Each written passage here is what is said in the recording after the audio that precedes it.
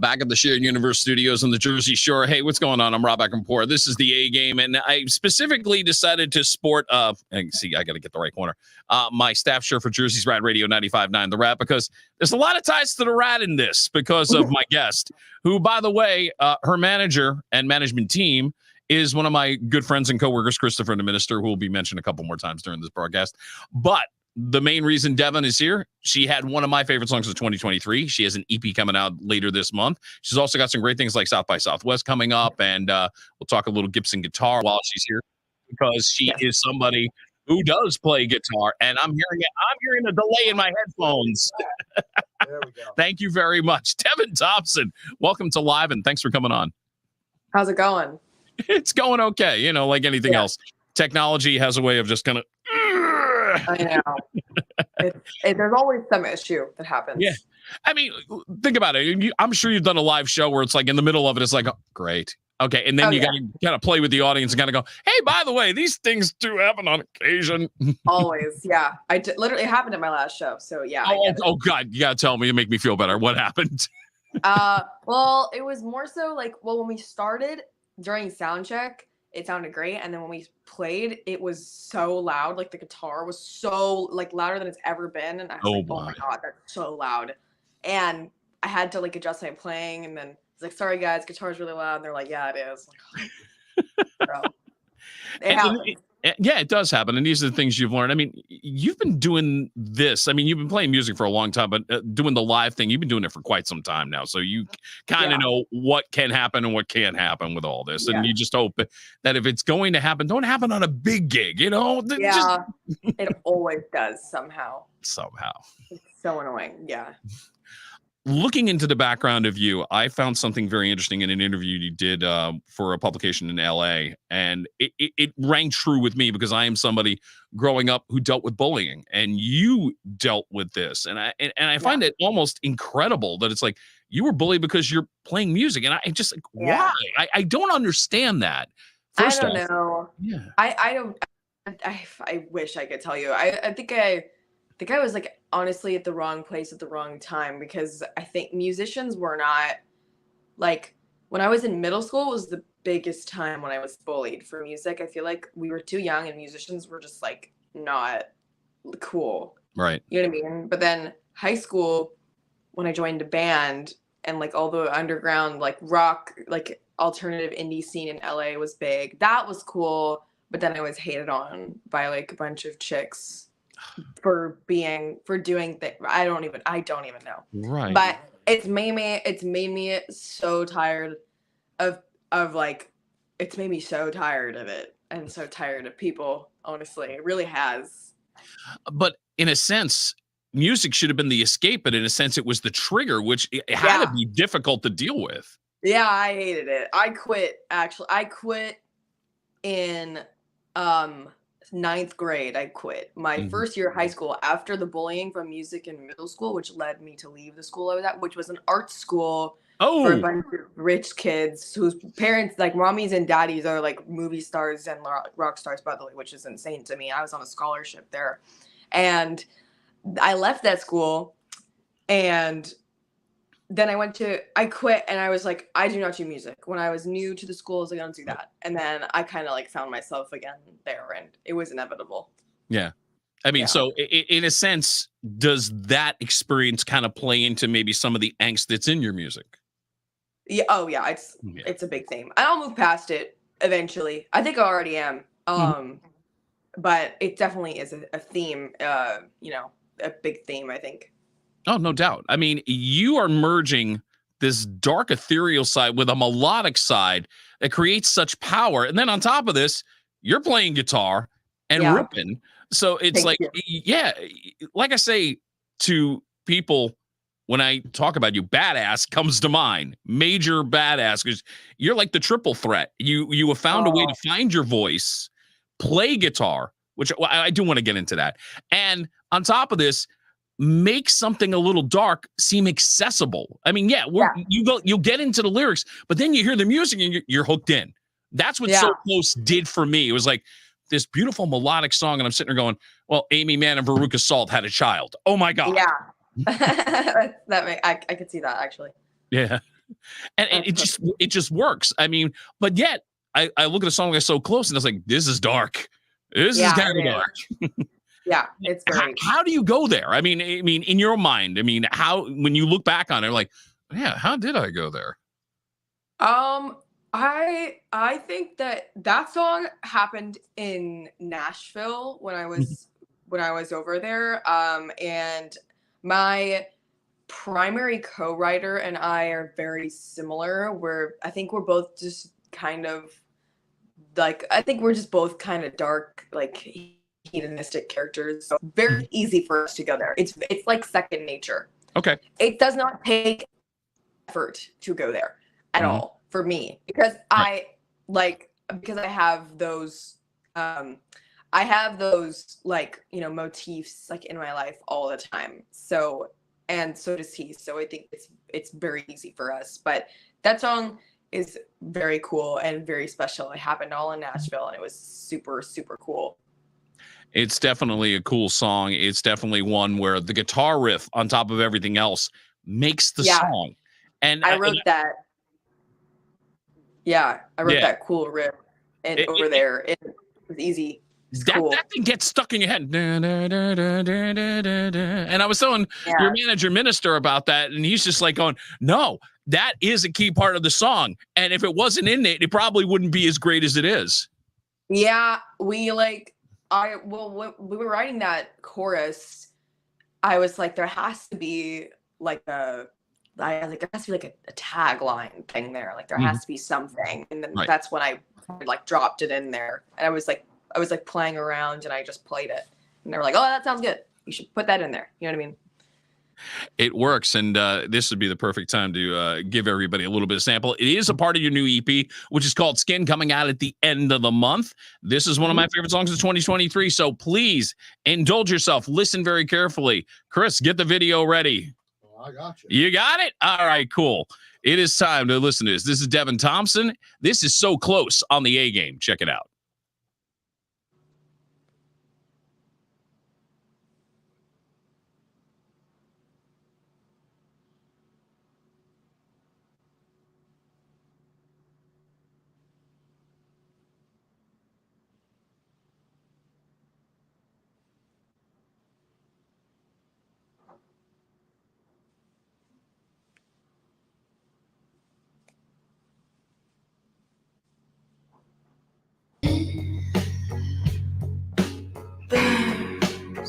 Under my that he didn't ever want me anyway. That's okay. 'Cause I tried so hard.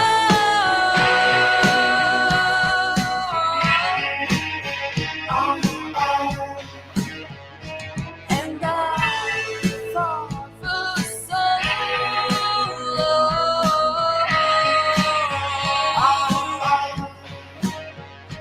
And I tried so hard.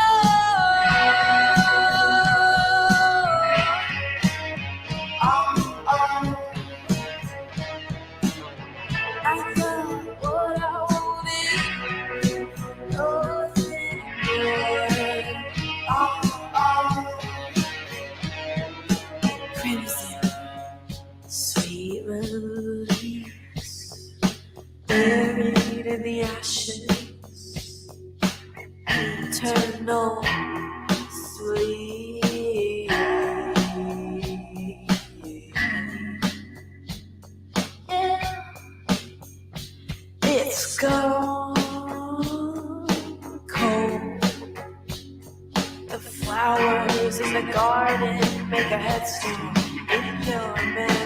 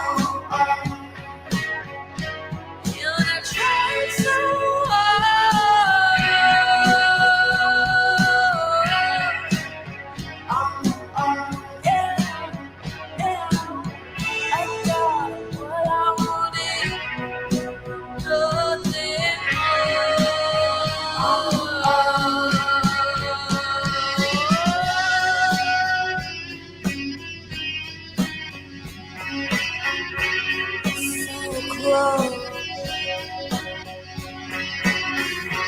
So close. So close. So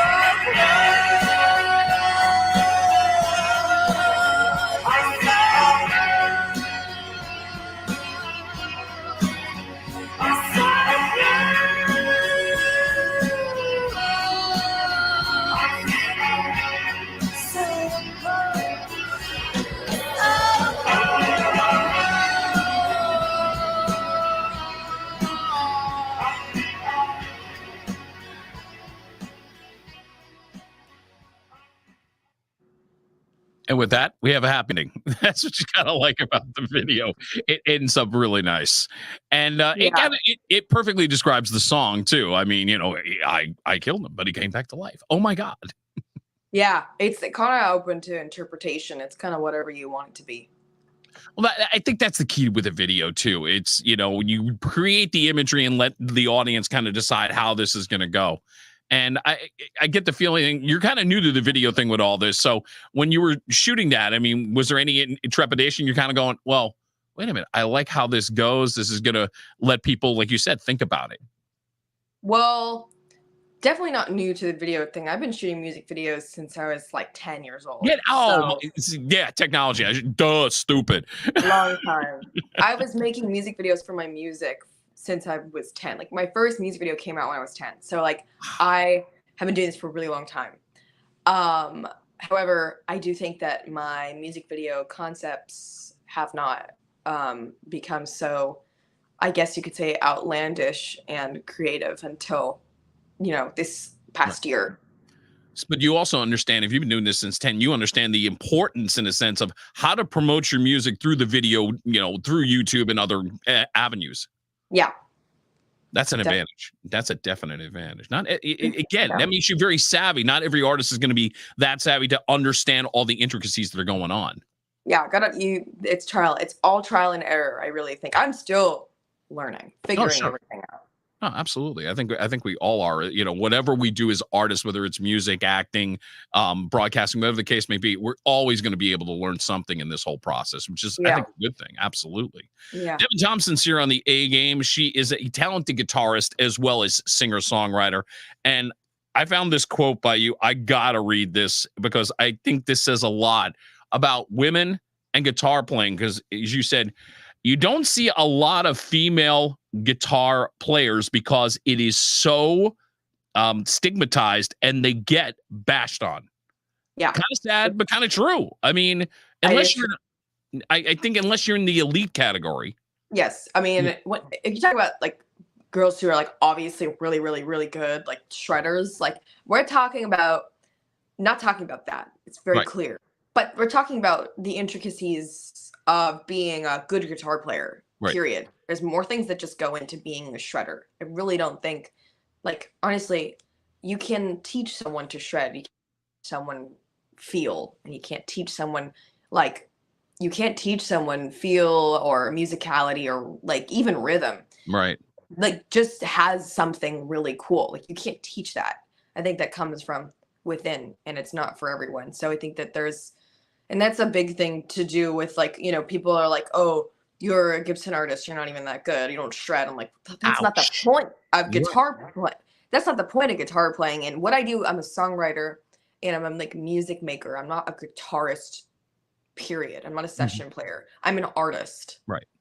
But you just so happen that you can play guitar and you play it well. Right. Absolutely. I absolutely can play guitar. I can definitely I play in a trio. I am the only guitar player in my band. So I get that. I hear that from people and I'm like, okay, well, I would like to see you get up and do what I do because I sing. I'm the lead singer and the lead guitar player. So it's like, it's not easy. However, it's highly rewarding, I think. Absolutely. It has to be. Yeah. I can tell there's that, the confidence, but also that drive to say, hey, listen, if you don't think I'm any good, almost like F you to that, I'll show you. And the funny thing is I watched your TikTok video and you're not afraid to kind of painstakingly show in detail on the guitar what it takes to do certain things. And I think that's great. I mean, you're giving free lessons in a sense. Yeah, I was definitely doing a lot of like free lessons on the internet, like helping people, helping inspire people. I think I want to keep doing that. I've really just been promoting music on there to to get new audience, listeners in. But a lot of people had followed me for tutorials and for help, and a lot of people have like picked up guitar from the inspiration of Devon, I think. Yeah. There's one thing that I did notice. You were talking about your fingers at one point, and it really, you really do and you did a close up how calloused up they get. So is that really that important? Because does it, I mean, okay, please elaborate. Can't have bare fingers.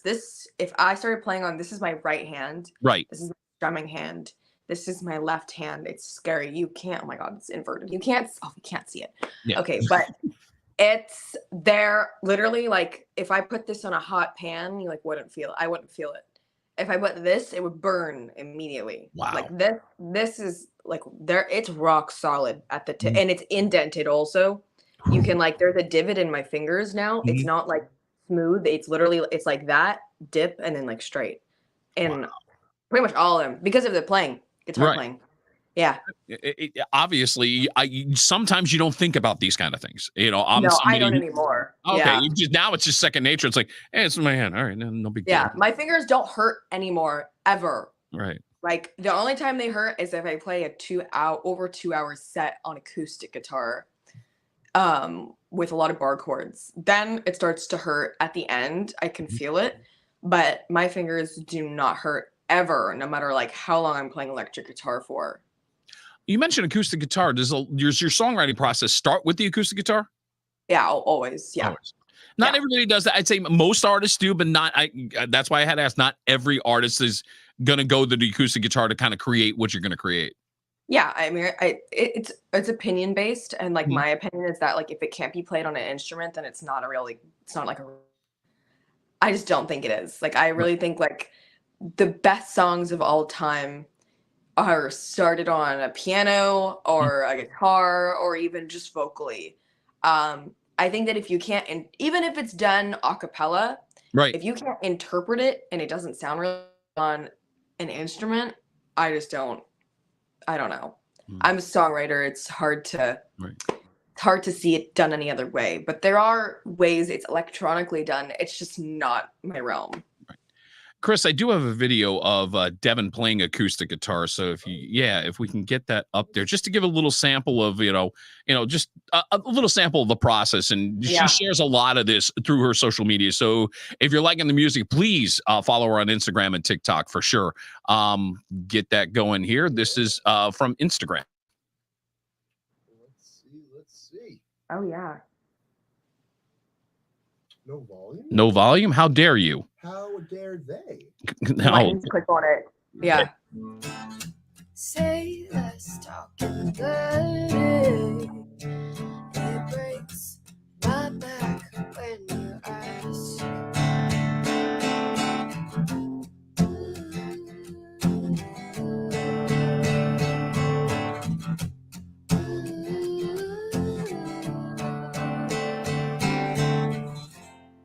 And you're very comfortable on that acoustic guitar. You can tell it's very second nature. There's nothing. Yeah. And obviously that helps. I mean, so I like to bring that up because it kind of gives everybody a visual of the process, a little bit of, what it takes to do the music. And you do, again, you're very revealing on your social medias. You want to share that with people. I mean, the feedback I would imagine has been very positive. It has been very positive. Yeah. It's been we really haven't had any negative feedback, really. It's mostly just been I guess just kind of growing things and, not really a ton of rejection, but still not me personally not getting where I want to be exactly. But no one's saying no, you know what I mean? I do think that, there's a lot of secrecy with the kind of things that artists do that, and you're allowed to, that's your right to be secret. I just don't need to be. I don't care.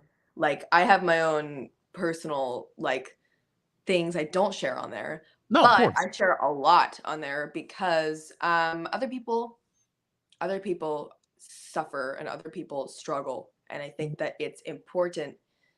I think it's important to let them know that. You know what I mean? Right. Yeah. Definitely. So I'm not alone. Yeah, You know? no, you're definitely not alone on that. Devin, I want to go back to something you were mentioning about the Gibson guitar thing, because you're actually Yeah. going to be doing something for them as a showcase later this month. So I maybe I don't understand, because it almost sounds like there's a backlash that you play Gibson. Maybe I'm missing something, because I don't understand that. So if you can elaborate a little bit, I'm trying to get that. There's not a big backlash. I think if I get more momentum and my name is out there more, I assume I will get more backlash because I'm not your standard like slash shredder. Like, and there are like women who really are like that. That's not the point. I really like a really good example Please. of the type of guitar playing that I think is most admirable is a group called Larkin Poe. Love them. Oh my God, they are so They're good. the best, some of the best musicians I've ever seen, ever of all time. Like, they're so good to the fact they will outplay mostly anyone in LA. Anyone. They can outplay anyone. Like, the most impressive thing. I'm glad you said this, because there's going to be a big show in Asbury Park here on the Jersey Shore come September, and it's an event called See Here Now. Yeah. And I am blown away by the opening acts, and one of them is Larkin Poe, and I'm like going, that's the one I need to see on day 2. I need to see Larkin Poe. I really want to see them at some point. They're so good. And also they're very grassroots. And grassroots is not popular as much anymore, but it's starting to make a resurgence. So I think that I don't get a ton of backlash for being a Gibson artist. I think I get a backlash for being a like attractive female who plays guitar, period. I think that because I care about fashion and I care about makeup and I care about those things, that it automatically like makes me like it automatically makes a lot of men very angry. Well, again, I think that's crazy, because it's like, Yeah. okay, so you're basically saying to anybody who's giving you flack, it's like going, oh, I can't be a good looking woman and play this guitar this well. What in the ever loving, you know what? I think the issue is that a lot of women blow up on social media not being very good just because they're pretty, and I understand the frustration of that, because like men have to work so much harder. I understand that. However, what am I to do about that? Number one. Number two, me personally, I have worked so hard. There's a ton of skill that goes into what I do. Like, into no one, you can be a guitar player and be a great guitar player, but to front a band, to sing and front a band and play lead guitar and rhythm guitar in one, no one talks about how hard that is. That's why you don't see a lot of trios, because it's hard. Right. It's not easy to sound good as a trio. I don't see a lot of women trios, like woman fronted trios, because of that. Like, I don't. So I think people get mad. I don't think I can't really blame them, but I also don't think it's fair. No, it's not. I think if anything, it just made your life 10 times harder, which it did. Yeah. Yeah, it had did. to. And that part of it, I go, that's wrong. That's wrong.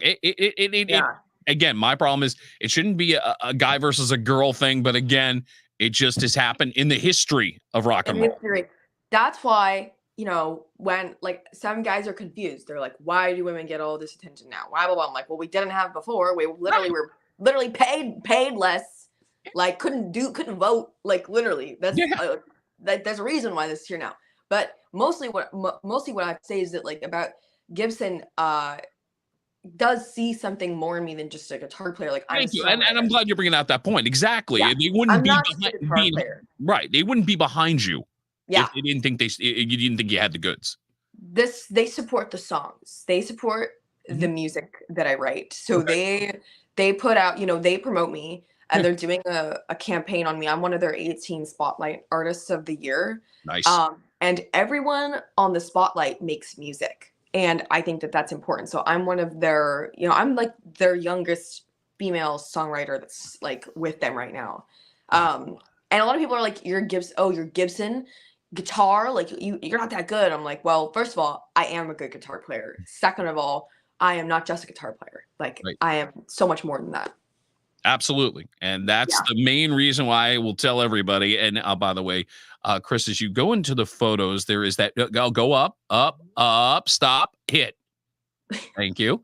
Yeah. Skin is the name of the EP that is coming out the end of the month, March 29th. I've got that written down. And there's a lot of platforms you can get that at. And that's where you're going to scroll down 3 from there to one more and hit that.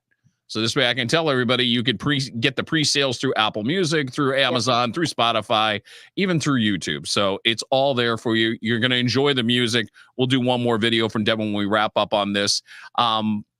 It's up time for random shots. I could use a drink, so don't mind me. I don't think your manager minister mentioned this, but this is the part where I literally have been a stalker in your social media. So please forgive me.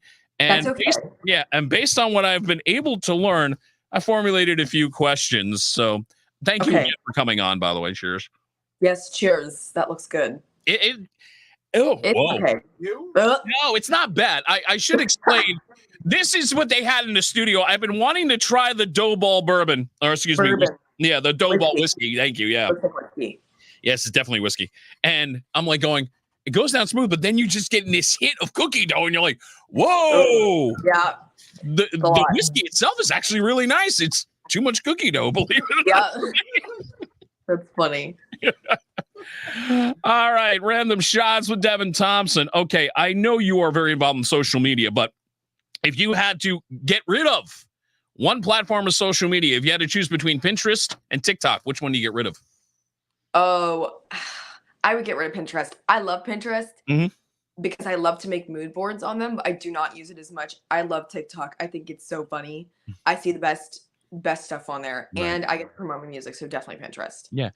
What is it about TikTok in the sense that I've seen so many unsigned artists develop such bigger followings, and you start to see your YouTube numbers go up and everything else is going up, and it's proving the theory that a label does help, but you don't need a record label nowadays to have music out there and be successful and make a little bit of money on top of it. What you need is good music and good marketing and a good heart, I think, and like the right formula. I think that that's the most important thing. You don't really need, like, a label can help, but like they are not going to make or break you. It's you. You're going to be the one who's going to do everything for yourself. So like that's the big thing. I think that for me, I have discovered so many things from TikTok, new places, new things, inspiration, ideas, all of that. I think it's a culture. There's you find different culture on there. I think it's like there's a lot. It's a lot to unpack, but I do think that it is but equally awful and equally great. It's a good way of putting it. Equally awful and equally great. I like that. Yeah. I noticed that you have a love for the harp. What is it about the harp that you love so much? Where did I say that? Apparently, I seen it pop up something in one of the interviews, something about the harp. Oh my God. I don't even know where you heard it. Definitely one of the I think LA articles that I dug up when I was Googling you. Yeah. Okay, I was just thinking about wanting to put harpsichord on my song today, actually. I was just on a walk. I was like, I really want to do that. I think a harpsichord is so beautiful. I think it's Victorian. I think it's Gothic. I think it's air. I think it's beautiful. I think it's amazing. And I want it to be on my songs. I don't know what it is. It's angelic and I need it. I need it in my songs. I just love it. It's funny you talk about it being Gothic, because as somebody who grew up in the generation who watched the reruns of the Addams Family, that was the first time I saw a harp. So I automatically associate the harp with that and do associate it as sort of a goth thing without a doubt. Yeah, for sure. Random shots with Devon Thompson. Okay. I know you're a Johnny Marr fan. I did see that. Okay. Now I'm a huge Johnny Marr fan too. God bless the Smiths. How Soon Is Now. We know his guitar work. Yeah. But he's done so many other projects. I mean, I could rattle off Electronic, the Modest Mouse. I mean, it's hard to pinpoint what may have been the best outside project. But as a fan of Johnny Marr, is there something outside of the Smiths that you go, yes, that I loved? God, like something that he did.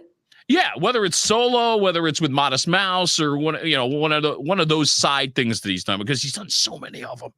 Did he write that Float On riff? I believe he did. That's why it's so good. Mm-hmm. I think probably Modest Mouse has some of the most intricate guitar work. I agree with that. Yeah. Yeah, like really, if you really like listen to their music, it's like it's insane. It's very weird, their music. But I do think that it's very reminiscent of him. So I do love Modest Mouse for that reason. I think this is where the generation gap comes in a little bit, because I'm a fan of Modest Mouse, but I go back to the early 90s when he did the side project with Bernard Sumner and doing the band Electronic, and this song called Get the Message, which starts out with this brilliant acoustic guitar, and the riff throughout the song, when you hear it, you're just like, that made the song. As great as the lyrics are and great as the groove is, it's that guitar work that Johnny did in it that makes that song so brilliant. Yeah, he's a guitar riff and melody genius. Like he's like the best like melodic guitar writer I've ever come across. Agree with that. And some levels, I would say, and maybe you would agree with this, underrated, because he's more of a riff guy. Once again, I'm not calling myself Johnny Marr, but I resonate with his guitar playing, and I would put myself on that pedestal more than other guitar playing, because because he's not a shredder. No, he's not. But he is better than like all of them, in my opinion, because there's a rhythm, there's a feel, and there's beauty in what he plays. And you cannot achieve the same thing. Like, I know it's different, but a lot of it is kind of the same. Like, I don't know. My opinion, I think he's like the best guitar player. Hey, look, I'm defending your point. I will say definitely underrated. And like you said, because he's not a shredder, and he's creating a mood with his guitar. Like a whole thing. Like, I really think that it's very special. The Smiths are very special. I think I actually have in one of my new songs, I have a part that I call the Smiths part, because it sounds like it. Oh, wow. Okay. Yeah. And again, I wouldn't expect anybody so young to be so influenced by the Smiths at this stage of the game. So I think that's kind of cool, because that's my groove. That is totally where I was when I started out in modern rock radio and discovering Morrissey, the Smiths, and all the other things that Johnny did. I can remember Thus, Love is Stronger Than Death is such a brilliant, just again, him and the acoustic guitar and what he brings to that dance is just amazing. Yep. It's great. Good stuff. Okay. I know you've done some covers on social media, but I'm gonna pose it this way: if you could choose one cover that you would want to record, maybe put on an album, what would you choose? I have a choice that you would, but I want to hear yours. Probably Glory Box, I'd say. I've heard it said. I think that would be the one I would record, because I do it in my own way. Also, I do think that song is very reminiscent of like what I do. That may be a better choice than what I thought, because again, you're right. You can recapture that and create your talent. And there's two theories about, in my opinion, when it comes to covers. Either you got to take it, redo it, and make it your own, or you stay it more traditional. My thought was staying more traditional, because I heard you do Mazzy Star's Fade Into You, and I just thought, she's nailed this. Even if it's just a little oh my God, you got that down. That's a good one. I love that song. Only issue with that as a cover is everyone sounds the same singing it, in my opinion. Like, honestly, it's very hard to sound different, which is why I picked Glory Box, because my acoustic shows are very different than my band oriented shows. It sounds like you like to be challenged too. And Important said it's not an easy band to cover, let's be honest. No. Mazzy Star, that song, I could do that in my sleep. I could sing that song for 10 hours, but Glory Box is not an easy song to do. That's why I say it. Now that you say that, I'm going, better choice by Devon. No question about that. I know your dark side, and I don't know if you follow television, so I'm going to put this out there as far as two very dark TV shows. If you were to gravitate toward one, Dexter or Bates Motel?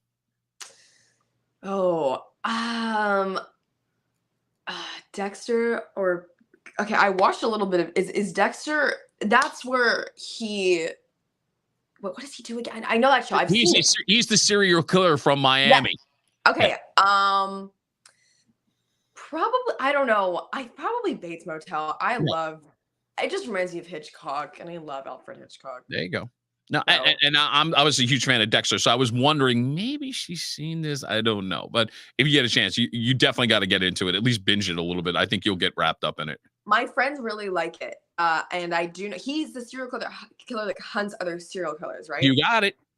Yeah. Okay. Love that concept. I thought that was so cool. I don't know why I never like finished watching it. It's so cool. I honestly think that was one of those shows where if you found it, you became addicted. And if you were catching up, you were basically binging 30 episodes in a weekend. Yeah. I should give it a go again because I love that concept is like very me. I love that concept. Yeah. And that's why I had to bring that question up because getting to know your personality a little bit, I figured this may be a fun question for Devon. Yeah. I love that. Good. One more that's kind of distinctively Los Angeles. And I apologize because it's cliche as hell. All right, In-N-Out Burger or Shake Shack? In-N-Out Burger. Oh my god. Okay. Wait a minute. My engineer just went, oh wow. Okay. Elaborate. Why? Because I only recently in the last year had a Shake Shack and I thought it was really good. And I haven't had the In-N-Out. Please. In-N-Out Burger is the best burger in the world. And the issue is people come to California and then they eat the In-N-Out after hearing so much hype and they're like, it's not that good. I understand that. But I grew up eating that. Right. And I go to other places. Nothing's as good as that. I will say Five Guys has a really good burger. That's my jam. Five Guys is ridiculously expensive. I think it's stupid. It's funny because I'll share this with you. I read an article that was kind of elaborating on what, and it was Andrew Zimmer of all people, who did a show on the Food Network, which strange. I forget the name of the show, but he was the one that did all the strange foods. He would go around the world and try some of the weirdest things ever. Right. But he was elaborating on why the money and the prices keep going up. On that level, I get it. But yeah, unfortunately for me, to have a Five Guys burger, it's like maybe once every 3 months because I can't afford it. It's ridiculous. But In-N-Out is a burger and fries is like $6. Oh, that's not bad. It's so cheap compared to everything else. And the ingredients are fresh. The burger always tastes good. And I don't know what they put in it. It's literally so good. I'll eat there 3 days in a row. Wow. If it happens. I don't get tired of it. I stay away from Chick-fil-A and like Raising Cane's because like it's processed like crazy. But In-N-Out is pretty fresh. That's the thing. It's not bad for you that much. You know. Right. I mean, look, we all should eat meat in moderation anyhow, but you know. Yeah. Let me remind everybody one more time. March 29th is when Skin, the new EP from Devon Thompson, will be coming out. Get it on your platforms. It's going to be available on all the places where you normally get your music, whether it be Spotify, Apple Music, or Amazon Music. Go get it. You won't be disappointed. My thanks to Christopher the Minister. And even though he's not in this photo, there's a photo with my logo on there. And right there. Thank you, Chris. And this way I can go, hey, Jimmy Steele, you've been on my podcast. Thank you very much. And the things I find on social media. What can I say? That's so funny. Hey, look, if it weren't, and I say this in all honesty, I'm glad Chris tipped me off on you because like I said, when I first heard So Close, I'm like going, oh, this girl's got it. Oh my God, thank you. Oh, my pleasure. That's why I'm glad you spent the time with me. Sorry about some of the technical difficulties we had, but we got it right. I appreciate that. By the way, if you are around Austin, Texas, South by Southwest is one of the premier festivals for music. Devon will be out there. You're playing on the 16th of this month, so I don't know where you got that information because I will not be there this year. Actually, really? Okay, I apologize then. That's okay. I was there last year, so that could have been my mistake. So I apologize. Yeah, I have a bunch of stuff going on here this year, so I can't make it. Okay. But the 29th, so the 28th, I'm playing a private show at the Gibson showroom, which I'm doing like a little kind of like private like invite thing. Very nice. Touring East Coast hopefully later this year. I hope so. I really hope so. We're hoping. I want to spread the word. Hopefully I can get a good opening spot on a good tour and I can, spread the Devon word. Absolutely. Fingers crossed. I look forward to that because I still haven't seen you live. That's got to be my next mission. Yes. Oh yeah, definitely. I'll be over on the East Coast. I will. Good. Look forward to it. Devon, thank you so much for the time. I appreciate it. Thank you. as I get ready to wrap up here, I want to give you one more sample of the new EP that comes out on the 29th. This is the latest single from her. I love you, but it hurts like hell. Get up on the screen, and it's here on the A Game. Thanks for watching.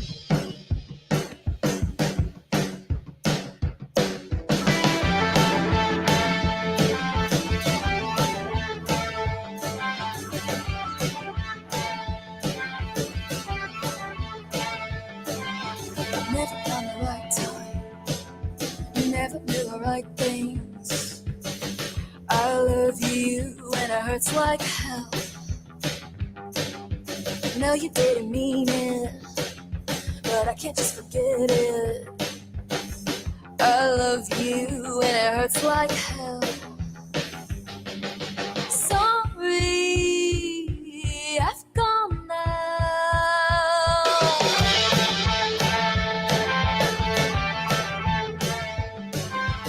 I know you didn't raise me, and I didn't forget that. I'm gone now, if you couldn't tell. Checking if I'm okay from all that you have done. I love you and I'm overwhelmed. I wish you well. Too much damage to be felt. Forget, it's still regret. Long as I am okay, long as I have gone away.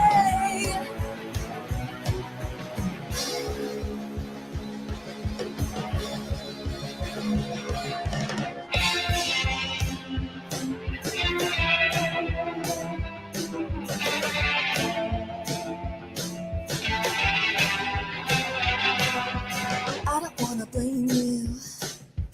Maybe it's too late. I'm sorry, guess I couldn't tell. I wish you well. Too much damage to be felt. Forget, it's still regret. Long as I am okay, long as I have gone away. I wish you well. Too much damage to be felt.